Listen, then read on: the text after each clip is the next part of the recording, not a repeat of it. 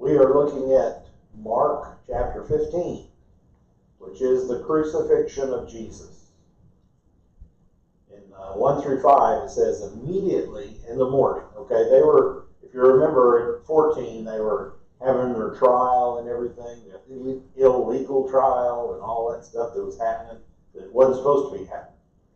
But now in the morning, they called together everybody, and they always did business. The Romans did business. It says this down there in about half the page. Early in the morning. So as soon as sunrise hits, they start doing business. So early in the morning, the chief priest held a consultation with the elders and the scribes and the whole council. They bound Jesus, led him away, and delivered him to Pilate. Okay, the Roman justice, and he is doing it that early in the morning. Then Pilate asked him, "Are you the king of the Jews?" He answered and said to him, "It is as you say." And the chief priest accused him of many things, but he answered nothing. Then Pilate asked him again, saying, "Do you answer nothing? See how many things they testify against you." But Jesus still answered nothing, so that Pilate marveled. Okay, one of the things that Jesus did here is he answered Pilate, but he would not answer his accusers. And Pilate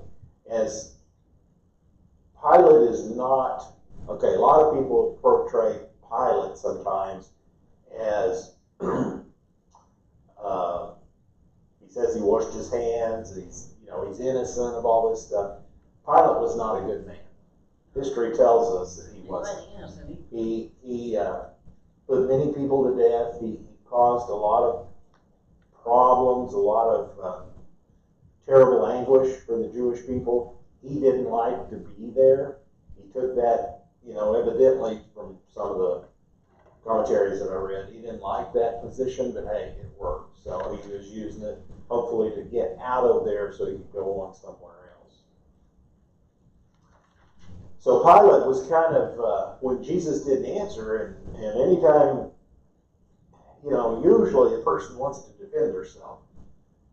That's not the way it was. This is the way it was. But Jesus didn't say any of that. He just kept quiet. And that's what got Pilate to marvel, that he wasn't facing his accusers. He wasn't trying to tell him anything like that. There was something working against this expectation. The Jewish people thought, the Jewish leaders thought, bringing him in, telling him this thing, they'll just go right on with what we say and they'll execute him, put him to death, because that's what they wanted to do. But history tells us Pilate simply didn't like the Jews. He believed they were stubborn and a rebellious people, since he was constantly suspicious of the Jews. When they brought him a prisoner for execution, he immediately suspected there was a hidden agenda at work. Okay? There was always, you got to understand, and it's a little bit today, we can kind of understand a little bit, we them type attitude between the Romans and the Jews. Competition. It's not competition, it's like somebody comes up against the Jews and the Jews back that guy. Okay, they're not Roman, so the Romans trying to do this to us. So they're butting heads with the Romans. And Caesar has seen, not Caesar, Pilate has seen this, okay, time and time again. And when one of the Jews, when they're accusing him of the Jews, they're understanding they can't do anything except on certain terms in certain places can they institute the death penalty. There's a couple of places we see in the Bible. Stephen was stoned, okay? Paul was stoned. Those were outside the temple. That's what I understood, if I remember right. So that was technically not really legal for them to do it. So they didn't want to get caught up in that particular, and they certainly didn't want that because the people was for Jesus. We remember that from last week. The Jews understood that. They didn't want to bring this up in front of them if they could help it. But nevertheless, before Pilate could make a decision, he had to follow the normal procedures for a trial. The plaintiff brought an indictment against the accused. The judge himself examined both the accusations and the accused. The two main sources of evidence were the statements of the accused and evidence brought by witnesses, either for or against the accused. When all the evidence was received, a court official declared that all the evidence was in. Then the magistrate, Pilate, was free to conduct a consult with his advisors, and he would announce a verdict from the judgment seat. This sentence, unlike ours today, was executed immediately, whatever it was. That's why we see that when they said, go crucify Jesus, they took him out. He's going to be killed. Okay, there's no appeal. There's no, going back, trying it again or anything, or waiting a year, 2 years, 5 years, 10 years before somebody's death penalty comes up, not like today. And I'm not saying that that's not, sometimes people that get accused are truly not, they didn't do it. But those are very small, I would think. Okay? Here, that's not the way it was. This is Roman law, Roman rule, and the main thing that Pilate wanted, he didn't want any problems. It's easier for him to put to death another Jew than to worry about it. Okay? Mark picked up the trial at the second step, like we talked about last time. The charges were brought to Pilate. Before that, they had the Sanhedrin, the court with the Sanhedrin before during the night, and they had to have another court once the day was broke. That's what we read at the very amount. Now he's picking up this second step, going to Pilate. Pilate asked him, "Are you the king of the Jews?" And Jesus said, "Yes." He asked him, he said, the Jewish rulers knew that if they brought Jesus before Pilate on the charge of claiming to be God, that Pilate would merely yawn at them. Okay? How many gods did the Romans have? A lot. A lot. We always hear the 12, that, That's Zeus and 12 Zeus and Jupiter and whoever, all Mark, I can't remember all, Marcus, Mercury, I guess. So, to them it's just another god. It's no big deal if he wants to be God, that's right. So they brought the claim against him, he's the one to be king of the Jews. Well, there is one king. Only one king. And that's Herod. It's supposed to be the king of the Jews. Pilate would have taken Jesus as a seriously as a potential political threat, because there could be no king except Caesar, actually. And Pilate was Caesar's representative. Ironically, Jesus stood accused of doing exactly what he refused to do, taking a political stand against Rome. He wasn't going to be a conquering king. They got it all wrong. Okay? His was just to bring in the kingdom of God. So, Jesus was indeed the king of the Jews, but not in a political or military sense. This is why he said yes to Pilate, but yes with a reservation. It is as you say. Okay? And why he said nothing to further accusations against him. The chief priest accused him of many things, but he didn't answer anything. A just plain yes, Pilate would have immediately declared Jesus guilty of treason against Rome. Because Jesus gave a qualified yes, it merited further examination. So that's why he kept proving and prodding him. The Sanhedrins have seen from Pilate's manner, maybe a smile on his face perhaps, that he did not take the confession seriously. So they were starting to get a little upset. They were trying to, what's going on? Says, no doubt Pilate had seen many men grovel for their lives before him. He also stood in judgment of many men as the governor of a Roman province. Yet there was something different about Jesus that Pilate marveled at. His quietness, okay? His silence. It was wholly unusual in this forum and demonstrated a presence and a dignity which puzzled the prefect. Okay, 6 through 15 on page 4. Now at the feast, he was accompanied to releasing one where they were questioned. And there was one named Barnabas who was chained with his fellow rebels. They had committed murder in the rebellion, and multitudes crying aloud began to ask him to do just as he had always done for them. But Pilate answered them just as he had always done for them, saying, "Do you want me to release to you the King of the Jews?" For he knew that the chief priest had handed him over because of envy. But the chief priest stirred up the crowd so that he should rather release Barnabas to them. Pilate answered and said to them again, "When then do you want me to do? What then do you want me to do with him whom you call the King of Jews?" They cried out aloud, "Crucify him." And then Peter said to them, "Why? What evil has he done?" But they cried out all the more, "Crucify him." So Pilate, wanting to gratify the crowd, released Barnabas to them, and he delivered Jesus after he had scourged him to be crucified. Okay.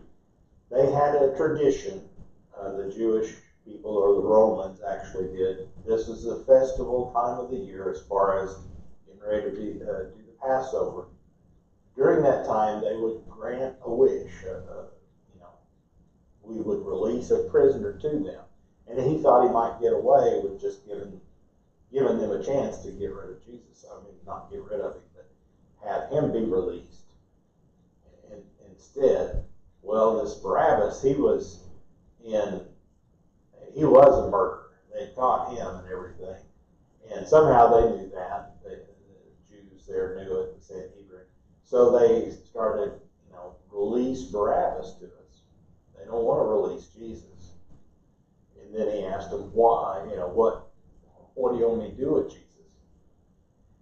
And they told him, crucify him. And he still was didn't want to do it, really. It's more of an antagonistic against the Jews that he didn't want to do it. Because the Jews wanted him to do it, he didn't want to do it. It's one of those things, you're trying awful hard to make me do this. Why do you want me to do it? And I don't like you. Well, yeah, I don't thank you. So it kind of automatically threw a flag up for him. And he thought, even after this, he delivered Jesus after he had scourged him to be crucified. He thought maybe after the scourging, they would let him, he could let him go. Excuse me. So, but the multitude that the scribes and the Sanhedrin had brought together at that time, early in the day, was in their favor. If they would have gone out like they had the day before, or earlier in the week, Passover week, the Holy Week, everybody was praising him. If they would have got a true crowd, that's kind of fixing the vote, if you want to say it, in their favor. So we got to understand kind of what they were doing. Now there were others. There's a little clip that was out. They're filming right now. Just a little sidelight. They're filming right now, season 6, which is this going through this, okay? And the one super fan that's there, one of the super fans, she's just a little girl. I call her a little girl, but she's a lady. But they show her in the crowd, and she's got a little deal on. She's in her regular clothes, but got a little like she's blending in.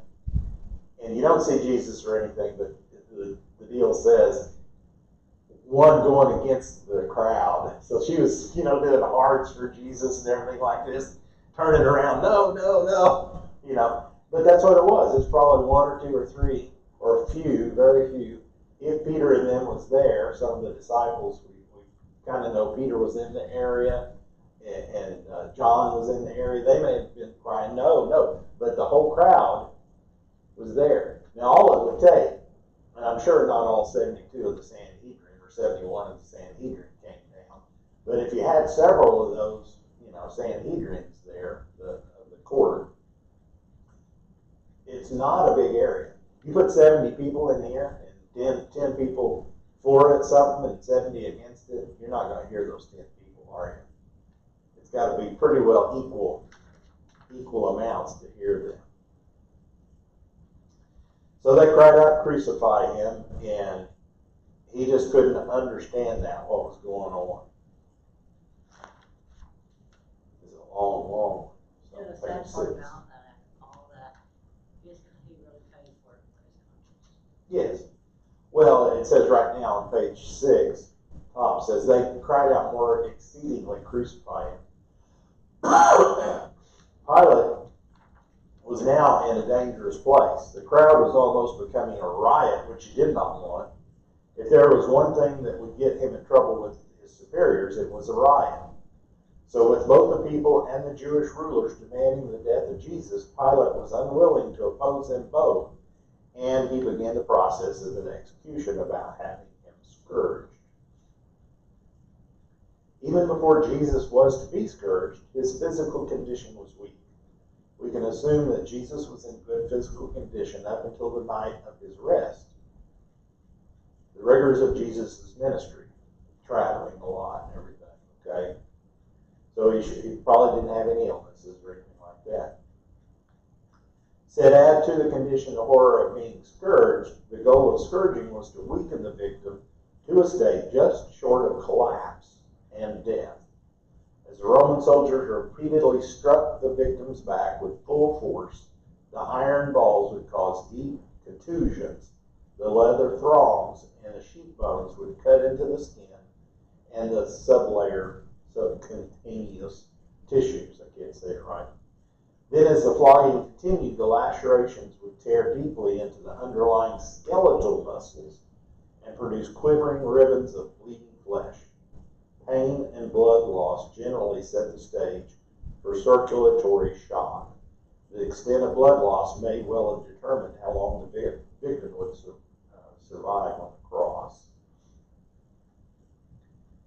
So he hadn't had any sleep for a while. He's in good condition, but still, he's been beaten and everything. He just, during this time, he was just, weakened extensively. Okay, page 7, Iris. Then the soldiers led him away into the hall called Praetorium, and they called together the whole garrison. And they clothed him with purple, and they twisted a crown of thorns, put it on his head, and began to salute him. "Hail, King of the Jews!" Then they struck him on the head with a reed, spat on him, and bowing the knee, they worshipped him. And when they had mocked him, they took the purple off him, put his own clothes on him, and led him out to crucify him. Part of this is degrading the prisoner. Okay? They want to do it. Now you got to remember that crucifixion, this is jumping ahead a little bit, but crucifixion was only for the most violent offenders and usually only slaves. Very seldom did people, of stature get crucifixion. They might be killed, but it was quickly. It may have been with a sword or beheading or something like that. Yeah, but in this particular one, they were trying to degrade him as much as possible to show them that they weren't with anything. They clothed him with purple. They think some of that was probably one of the Roman soldiers'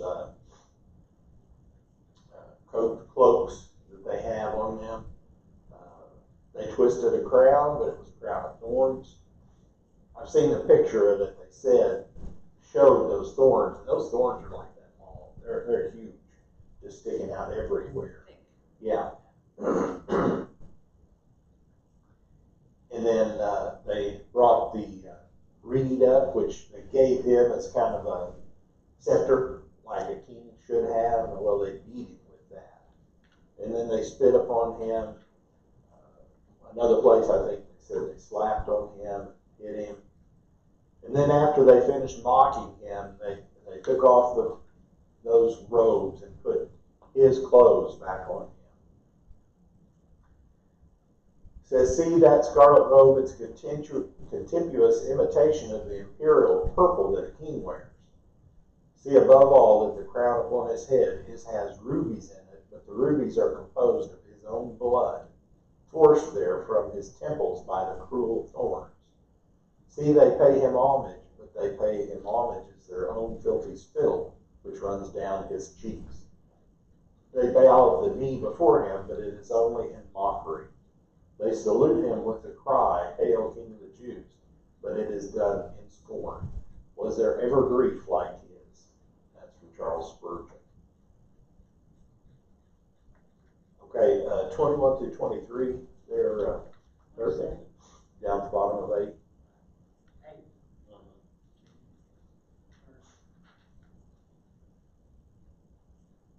Then they compelled a certain man, Simon, a Syrian, the father of Alexander and Rufus, as he was come out of the country and passing by, to bear his cross, and they brought him to the place Golgotha, which is translated place of a skull. Then they gave him wine mingled with myrrh and to drink, but he did not take it. Okay. He had fell before this. Mark doesn't mention this, but some of the other commentators do. He was already so weak he couldn't carry it. A lot of them, they said it wasn't a full cross. The vertical part was out there already. They had those set up. What these guys carried was a crossbeam. Okay? But it's like a 6x6, something like that. And they said it's like, or 4x4 anyway. It's smaller, it could still be, but it said it's still like 75, 80 pounds, maybe 100 pounds. And Jesus couldn't carry that after being beaten, okay, already, where he was almost unconscious. And he fell with that. So the Romans, here again, could procure somebody else to carry it for him. And that's what they did. They called this Simon. It says Cyrenian. The country is Cyrene from where he was from, okay? And that's south, I believe. And they think that he was there possibly for the Passover meal. He'd come, the Passover week, he'd come into town for that, and he was just coming into the country from that. It mentions 2 other people, the father of Alexander and Rufus. We don't know if these are the same, but we know it's mentioned later on in Acts. There's a Rufus mentioned, and maybe even an Alexander, they say down here. See if I can find it.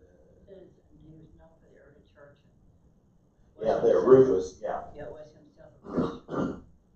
They think it was the same one. So his sons became Christians, and even Simon himself may have been. This may have made such an impact on him that he became Christian. We don't know for sure. But because he was mentioned, okay, anytime the guys that wrote this down, Matthew, Mark, Luke, and John, wrote these names down, it was for a specific reason. Because they knew them. If you met somebody in the, we don't know who they didn't write the name of the lady that had the bleeding issue. They didn't write the Syrophoenician lady's name. They didn't write some. So it's important that was a person, but when they know their names like this, it's even more so. So these were probably early followers of Jesus. May have been before, even, we don't know. But anyway, he bore that total cross, and so they would usually leave those up, the crosses up, as the coming in and the going out of the gates of the city, so everybody could see them. That was just one of those things that it had like anything else. We've got a police officer, a sheriff, y'all haven't been out to our house, but our house is 1 block off the main road. There's a little country store. It used to be a country store right on the corner. Church is taking that over now. It's gone and everything. But the sheriff will sit right back here in the back Watching. and watch, because there's stop signs there. And they blow through them signs all the time, and people are speeding and everything. And I see them at least once or twice a day catching people. So that's kind of what was happening here a little bit. These were, they were catching these people to help them. It says Simon probably visited Jerusalem as a Passover pilgrim from his native land, some 800 miles away. That's a long ways that you have to go, okay? So that's where they were thinking that he was from. If it was the same father, it says apparently Rufus was known in the early church and himself was a Christian. If this is the same Rufus mentioned in Romans, that's where it is. We can surmise that Simon came to know what it really meant to take up one's cross and follow Jesus. It's another reason why this guy's name was Simon, maybe. Where was the other Simon? Yeah, why wouldn't he dare to see all that? Maybe he was, but we're not told that. Then they brought him in. They led him out to be crucified. The situation changed. They brought him to the place of Golgotha, which is actually means the place of the skull. Now, we don't know when I was over there. There's two places in Jerusalem that they think it may be, because they don't know anymore. Jerusalem was sacked and burned several times, at least 4 or 5 times, maybe more than that. Okay. Early on, there's the Jebusites. Okay. Way back when Melchizedek was there, they think that was where Jerusalem was. I think, so what do they say? So anytime, and you have other people come in and destroy the city and come back. Well, you had the Romans come in 70 AD and they destroyed the city. We talked about that. All that rubble. Well, then they come and build it back. So this was built back several times, and they think that this is where these two places are at. Okay, one of them is today, well, within the city, not too far from the city wall, but it's inside the city. Well, the place at Golgotha is outside the city. That's what it tells us in another place. Well, the city wall changed in time too. So we don't know exactly where this was, but the one place, if the place of the skull, they think that part may have been where all these people were crucified and dead. They just threw them through the bones and bodies off the side, and that's where all the skulls lay. Another place, a British authority, says that it looked like a place of the skull. There's one place they took us, and it showed right on that side of where the grave was. Today, you can't see it as well as you could see it 150 years ago. They took a picture of it back in 1850. And you look at that, and it looks like there's 2 eye sockets and a nose socket and a mouth socket right in the side of the mouth. It looks just like a skull. So we don't know of those 2 places where. It's called Gordon's Calvary. We don't know exactly where it is. But because it's there, we do know that it happened. There is also a tradition that that's the same place where they buried Adam, the very first Adam, underneath that Golgotha. Some people think that even the blood that dripped down from Jesus onto the ground seeped into the blood down in the bones where Adam was at. Don't know, that's a tradition they have.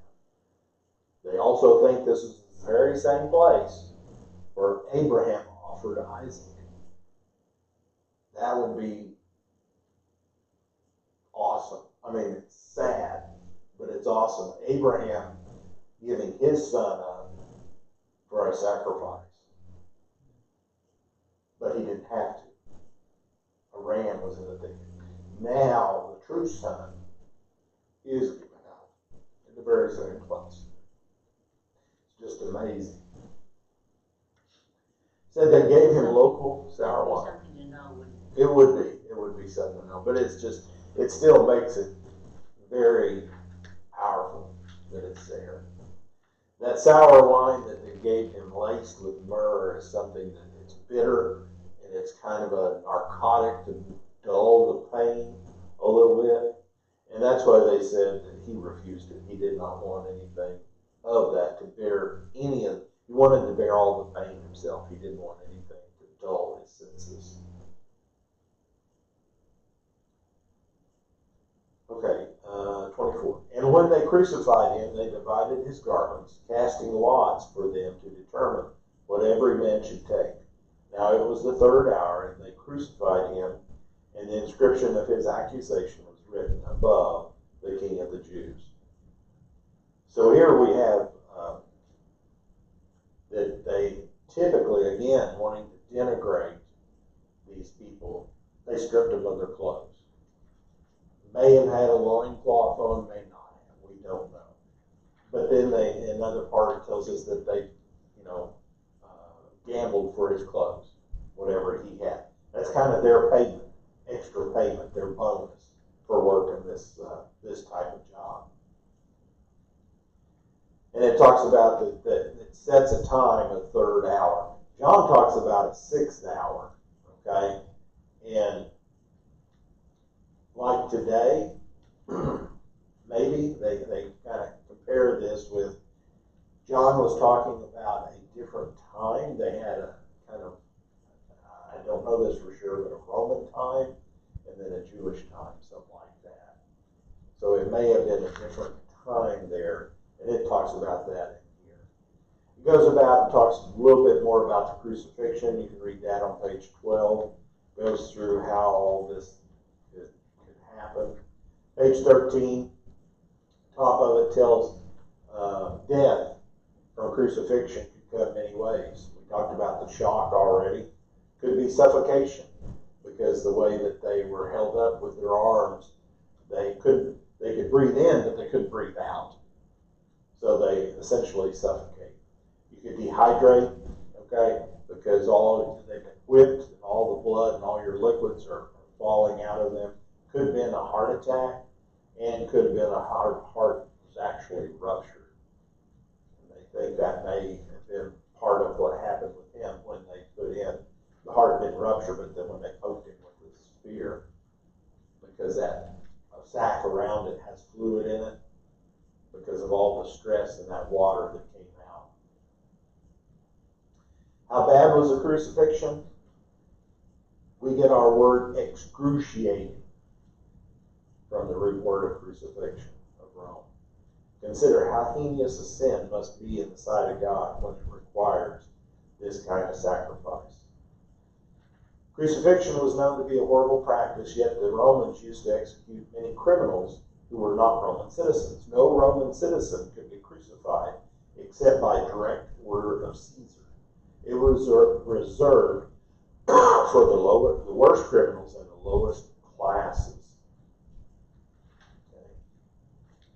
Then it talks about the different times there. And then the inscription, and we hear the King of the Jews in another place. It tells us that it was written in 3 different languages there. And of course the Jews, they wanted to say, he says he's King of the Jews, to write that. But, No, they're not going to take blame for anything. no. Brother Epson, 27, page 14.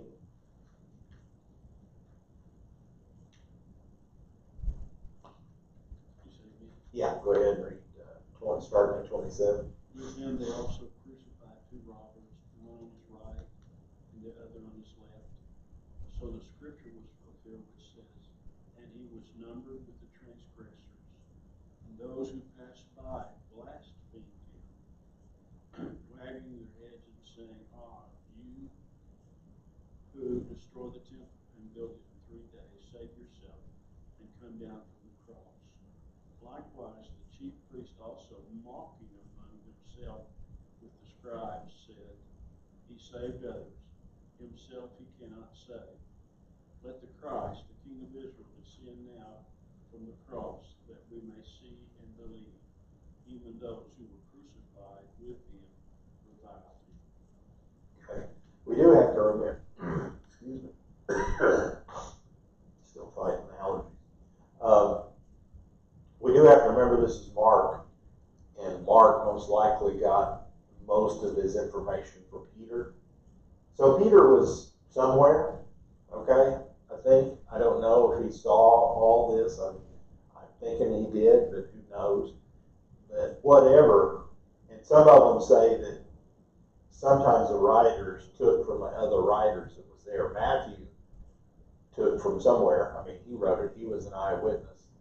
And John was an eyewitness. So for those two, somehow we come up with this, what Mark has given us.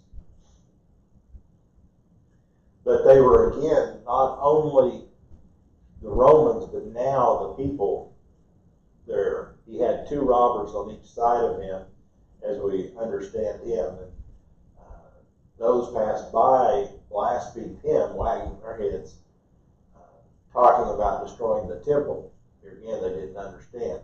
So to me, that tells me this is some of the same people that was accusing him in that particular time. Some of the Sanhedrins. They're telling him to save yourself, if you're the king of Jews, king of the. And said he saved some others. And here he's talking about, raised them from the dead, things like that. Him he cannot save. But Jesus, even those people, he was crucified for. Okay? It's hard to believe that somebody that's doing something to him like that so purposely, but yet in the end Jesus said, Father, forgive them. Excuse me, Iris. Now when the 6th hour had come, there was darkness over the whole land until the 9th hour. And at the 9th hour, Jesus cried out with a loud voice, saying, Elo, how do you say that? Good. Eloi, Lama Sabachthani. Which is translated, my God, what have you forsaken me? Some of those who stood by, when they heard that, said, look, he is calling for Elijah. Then someone ran and filled a sponge full of sour wine, put it on a reed, and offered it to him to drink, saying, let him alone. Let us see if Elijah will come to take him down. And Jesus cried out with a loud voice and breathed his last. Okay. So they misinterpreted what he said. They thought he said Eli, Eli, but he didn't. He said Eloi, Eloi, which is my God, my God. That's different than what they thought he was calling for. And for 3 hours, the other night, when he's talking about, when the storm came and right before, I don't know if hell hit over at our house. I don't know if you got any hail or not. Yeah, it got dark. Darla said, look outside. It looks like night. It was, driving down the road so you could see in front of you. yeah, it was dark. So for 3 hours, it was dark. Some people say that was an eclipse. I said that's not right. Eclipse lasts 10, 15 minutes maybe at most. It gets dim. Even a direct eclipse, you're right over it. It would be dark for a while. And it gets dim. We can see that and all that. We had as close to a sign of triangle. It was very, it was very close. It says the remarkable darkness showed the agony of creation itself in the Creator's suffering. Origen and Eusebius quote the writing of Phlegon, which was a Roman historian, in which he makes mention of an extraordinary solar eclipse as well as an earthquake at the time of the crucifixion. Now we don't know, again, they said a solar eclipse. It's not mentioned here, the earthquake. Other apostles mention the earthquake, but it's not here, told us.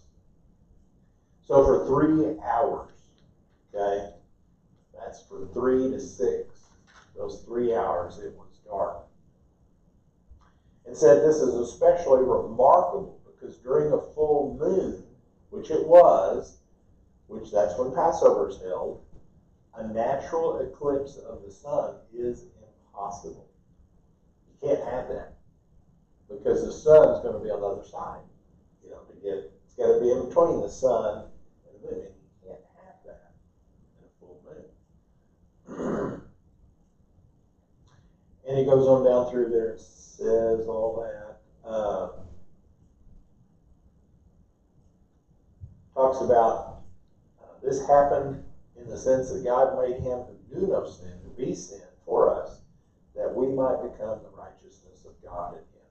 Jesus not only endured the withdrawal of the Father's fellowship, but also the actual outpouring of the Father's wrath upon him as a substitute for sinful humanity.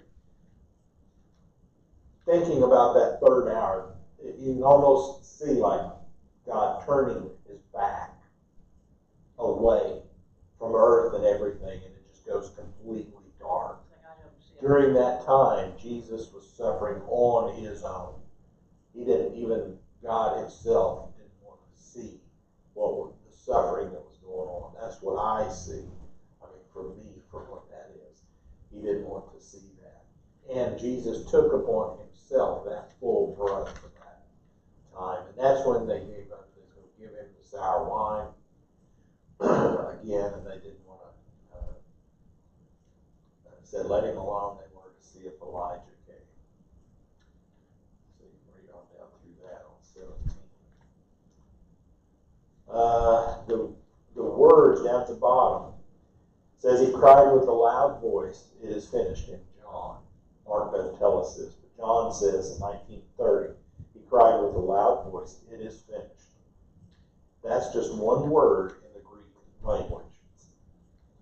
Tetelestai, if I say it right.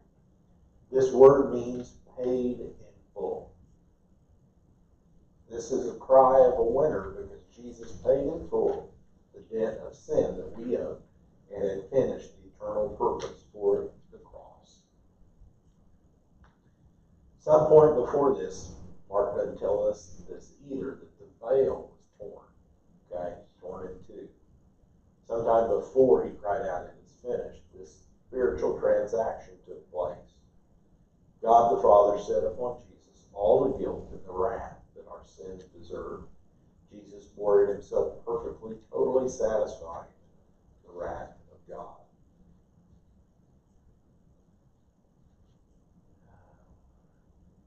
Down at the bottom it says, the death of Jesus on the cross was and is the ultimate demonstration of God's love towards all mankind. It's in Romans 5 and 8.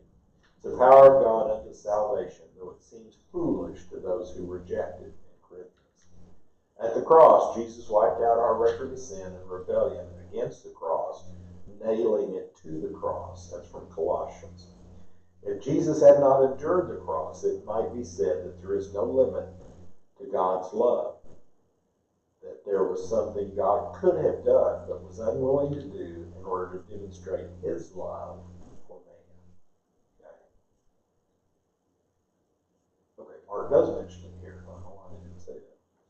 The temple veil was torn in two from the top to the bottom. So when the centurion who stood opposite him saw that he cried out like this and breathed his last, he said, truly, this man was the Son of God. There were also women looking on afar. Among were Mary Magdalene, the mother of James the Less, and of Joseph, and Salome, who also followed him and ministered to him when he was in Galilee, and many other women who came up with him to Jerusalem. So who's his followers now? The ones that are named? The women. They stayed there with him. Mary Magdalene, Mary, the mother of James the Less, and James. Joseph is another name for James. Another name for, I think it's James. See where it says down there. Yeah. Mary, the mother of James, could have been, they said, the sister of Jesus' mother, Mary. also, they think that may have happened. Salome, you know who that was? That's Zebedee's wife. John and James's, okay, the two brothers, that was their mother. So we see all these. Sometimes we forget, we talk about the apostles, following Jesus. We see a bigger picture here that there were more than just 12 apostles following Jesus. There were more people following Jesus than just the 12 apostles. The tearing of the temple signified that now men had free access to the throne of the grace by the cross, and that no one should ever think again that God dwells in temples made with hands. The centurion, we don't know who he was, but it said the centurion had witnessed many, many crucifixions before. Said he was and is a picture of all who come to Jesus through the cross. At the cross, people saw that Jesus was the Son of God, and this fulfilled Jesus' promises. Promise, if I am lifted up to the earth, I will draw all people to me. Sorry. Did I miss you, Bertha? Yeah. Go ahead and read that, Bob. Mark 15? Yeah. Page 19 there. Now when evening had come, because of it was preparation day, that is, the day before the Sabbath, Joseph of Arimathea, okay, a prominent council member who was himself waiting for the kingdom of God, coming and taking courage, went in to Pilate and asked for the body of Jesus. Pilate marveled at that he was already dead, and summoning the centurion, he asked him if he had been dead for some time. So when he found out from the centurion, he granted the body to Joseph then.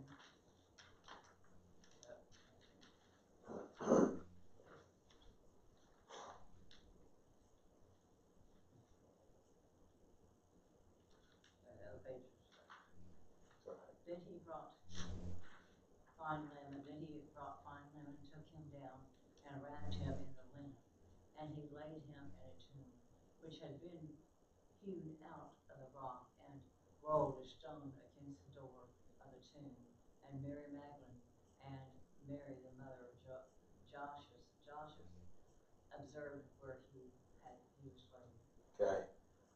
So it was in a place, and there was evidently there a tomb already. Joseph's tomb, we hear later on, one that he had built for his family, and nobody had used it as yet. Says he was a prominent member of the council. Says this Joseph was apparently either silent when the council sentenced Jesus to death, or he just was overruled. We don't know that. Said that in the hour of crisis, it is often the Peters who have sworn loyalty to Jesus with big gestures and fullness of self-confidence that disappoint. It is the secret and quiet followers of the Master, like Joseph, Nicodemus, and the women, that do not hesitate to serve him in love at whatever the cost. Okay? Joseph did not serve Jesus in many ways, but he did serve him in ways no one else could or did or could. It was not possible for Peter, James, or John, or even the many women who served Jesus to provide a tomb.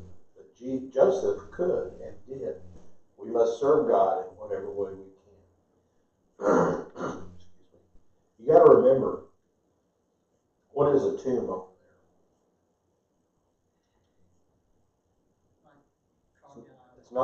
It's not in the ground. No, it's carved out of rock. Carved out of rock. You know how hard that is to do? Chisel. Right. Chisel. So they have to carve it out. The one that we did not go, well, you can't go to the one where. And you can't imagine how long it took just to chisel out one. Mm-hmm. Well, what it is, typically, what they do, what Joseph would have done for himself, they think, and in Joseph's tomb, they have a place where they have another tomb. and it may have been the same one, but they had a doorway. You get in the doorway, that's where the rocks rolled over it. But you could just kind of come in straight, and then on both sides, they go out both sides. Some of them, instead of carving everything out, they just carve little places big enough to shove a body in. It's in the rock. So, you know, somebody dies, you put them in the first slot. Somebody else dies, you put them in the second slot. Encased in this rock. Well, it's just inside it by itself. But that's one reason why they wrap it, and they put the perfume and everything to keep the odor down. But they use these over and over again. Since it's essentially an open tomb, it's not. The rocks rolled over it, but it seeps in, the air seeps in, the air seeps out. The body decays very quickly. What's left is the bones. So somebody else dies in their family, they go in there, and it may be full. They'll take these bones out, and they put them in a little bitty box called an ossuary, stick the next person where he was at. Wow. They use it over and over and over again. Okay? Then they'll take that ossuary, and they may make a little place at the back and put that there, you know, for all those, so they can do that. So all this represents Joseph was rich. He was not, he was well-to-do. That's why they say all this. James and John and all these people couldn't afford that. Joseph could, and this is what he gave them. One of the things, too, that Joseph did, he asked for the body. He says, in antiquity, the execution of a condemned man did not mark the final moment of humiliation. Roman law dictated the loss of all honors in death. Even the right to a burial was determined by the magistrate. It was not uncommon at all for a body to be left upon the cross to rot or to be eaten by predatory birds or animals. It wasn't unusual to grant the body to a friend or relative for burial, but the point is they had to request that of the Roman magistrate. So even the fate of the executed corpse was in his hands. Now, one of the reasons they didn't do this, leave these guys up. Jesus died quick, okay? It tells us Pilate was amazed it was that quick. But the Passover was coming up. The Jews wanted to get those bodies down over the Passover. They didn't want these bodies to be hanging. During the rest of the time, they wouldn't have cared, okay? But Joseph took a risk in this request. He risked Pilate's animosity or scorn, but that didn't matter to Joseph. If there's no holy chivalry in you, can it be so that God, because God has dwelt so well with you and trusted you so generously, you repay him by not denying his son, violating your conscience and turning your back on truth, and all for the sake of being in the fashion?